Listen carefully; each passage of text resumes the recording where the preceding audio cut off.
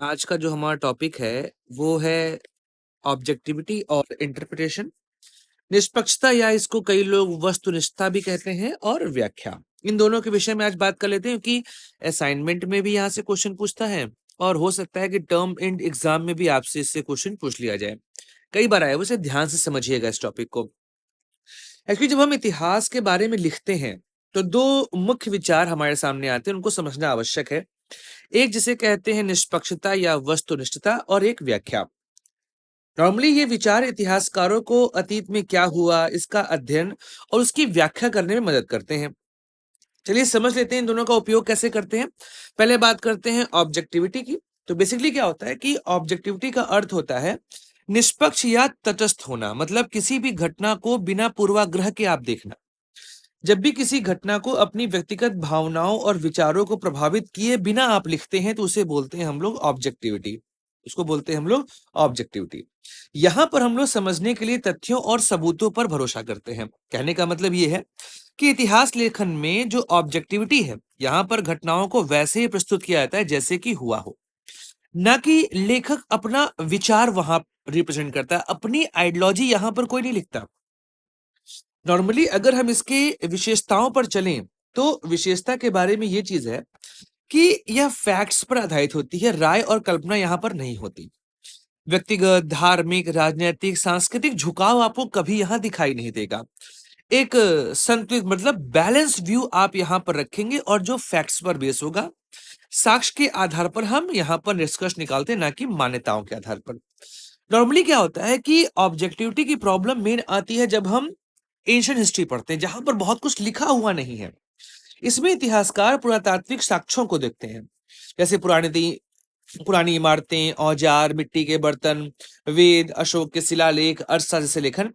यहाँ पर इन स्रोतों का ध्यानपूर्वक अध्ययन किया जाता है और यह समझने का प्रयास करते हैं कि आखिर जो उस समय का जीवन था वो किस तरीके से चला करता था।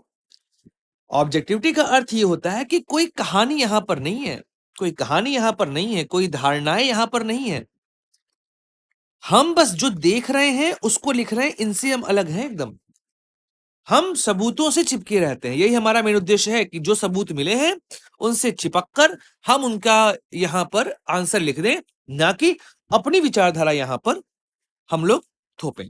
कहने का अर्थ ये है, अगर यहाँ पर हम लोग उदाहरण लें कि अगर कोई इतिहासकार किसी प्राचीन भारतीय शहर में जाता है और वहां पर उसको एक मिट्टी का बर्तन मिलता है, अब वह पता लगाने की कोशिश करेगा कि आखिर यह मिट्टी का बर्तन किसने पहले इस्तेमाल किया, कब इस्तेमाल हुआ, कितना पुराना हुआ। वे यह देखने का यहाँ पर प्रयोग करेंगे कि आखिर उस मिट्टी के बर्तन का इतिहास क्या है। वह उसको किसी राजा से जोड़ने का प्रयास नहीं करेंगे जब तक उनके पास प्रॉपर सबूत नहीं आ जाते। अगर सबूत मिल गए हैं तो राजा से जोड़ देंगे, अन्यथा उसके बारे में जो उनको एविडेंस मिला है वो लिख के वो आगे बढ़ जाएंगे। इसे कहते हैं हम लोग ऑब्जेक्टिविटी। अब समझ लेते हैं व्याख्या। व्याख्या बड़ा इंपॉर्टेंट चीज है क्योंकि व्याख्या जस्टिफाई करती है कि आप उस इवेंट को कैसे समझ रहे हैं।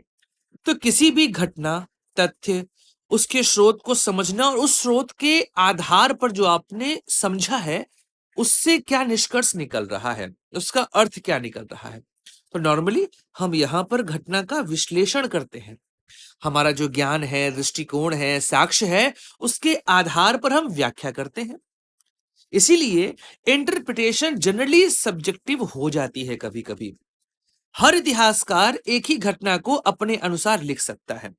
एग्जाम्पल के फॉर्म में 1857 की क्रांति, कई लोग इसको प्रथम स्वाधीनता संग्राम कहते हैं तो कई लोग इसको सैनिक विद्रोह कहते हैं। तो नॉर्मली व्याख्या का अर्थ होता है इतिहासकार अपने द्वारा पाए गए साक्ष्यों की व्याख्या कैसे करता है, उनका अर्थ कैसे निकालता है। और व्याख्या करते समय कई बार आप अतीत को स्पष्ट रूप से आप यहां पर डिफाइन नहीं कर पाते। हो सकता है कि आप अतीत को अलग तरीके से डिफाइन करने का प्रयास कर रहे हो। जैसे सिंधु घाटी सभ्यता के लिए हमारे पास कोई लिखित चीज नहीं है, ऐसे में जो भी हमको वहां से एविडेंसेस मिले हैं हम उसके अकॉर्डिंग अपनी व्याख्या करते हैं। हम यहाँ पर मेसोपोटामिया से उसकी तुलना करके अध्ययन करके हम समझ पाते हैं कि हाँ, एक सिटाडेल था, एक लोअर लेवल था, इन दोनों के बीच में रिलेशन हुआ करते थे। ट्रेडिंग हुआ करता था, ये सब हमने व्याख्या करी, ना कि हमने एविडेंस के आधार पर सिर्फ उनको लिख दिया है। तो व्याख्या करके हमने उस इतिहास को लिखने का प्रयास किया है। तो नॉर्मली इतिहासकार व्याख्या में क्या करते हैं, इतिहास के कई छोटे छोटे टुकड़ों को जोड़ देते हैं और जोड़ने के बाद जो निष्कर्ष आता है, उस निष्कर्ष के आधार पर वो अपना एक इतिहास बनाने का प्रयास करते हैं। इसलिए हमें सब्जेक्टिविटी या कहें हम इंटरप्रिटेशन और ऑब्जेक्टिविटी, इन दोनों के बीच में हमको संतुलन बनाना चाहिए, क्योंकि दोनों की आवश्यकता है। अगर आप व्याख्या कर रहे हैं तो उसके आधार पर आप इतिहास को एक नया व्यू देने का प्रयास कर रहे हैं। इसलिए हम जब भी इतिहास लिखते हैं तो ऑब्जेक्टिविटी और इंटरप्रिटेशन के बीच में संतुलन एक बनाकर रखते हैं और कोशिश करते हैं अधिक से अधिक तथ्यात्मक साक्ष्य के आधार पर जो कलाकृतियां मिली हैं, प्राचीन ग्रंथ मिले हैं, उनको इकट्ठा करके जो हमारे पास रिजल्ट आ रहा है उसको अपने अकॉर्डिंग व्याख्या करके वहां पर लिखें। जैसे अशोक के शिलालेख को हमने अपने अकॉर्डिंग यहाँ पर इलेबोरेट करने का प्रयास किया है। तो ऑब्जेक्टिविटी और इंटरप्रिटेशन दोनों की रिक्वायरमेंट होती है, दोनों जरूरी है। घटना को कैसे प्रस्तुत करना है, उसकी निष्पक्ष जांच कैसी करनी चाहिए, इसके लिए हमें व्याख्या भी करना पड़ता है। कई बार क्या होता है कि आप कोशिश करते हैं निष्पक्ष हो, लेकिन आप 100% निष्पक्ष नहीं हो सकते। हर व्याख्या में कुछ ना कुछ आपका अपना जो विचार होता है, विचारधारा होती है, वो होती है वहां पर। इसीलिए व्याख्या करते समय निष्पक्षता को बनाए रखना आपका मुख्य उद्देश्य होना चाहिए। तभी आप सभी पक्षों की बात अपने विचार को थोपे बिना यहाँ पर कह सकते हैं। बाद में आप इस तरीके से निष्कर्ष लिखिए और अपने आंसर को कंप्लीट करिए। यू कैन इजिली स्कोर, अगर 10 मार्क्स का है तो आप इसमें से 7 से 8 नंबर, आप अगर आंसर को ऐसे जस्टिफाई करेंगे तो आपको नंबर मिल जाएंगे। इस वीडियो को लाइक करिए, शेयर करिए, चैनल को सब्सक्राइब जरूर करिएगा।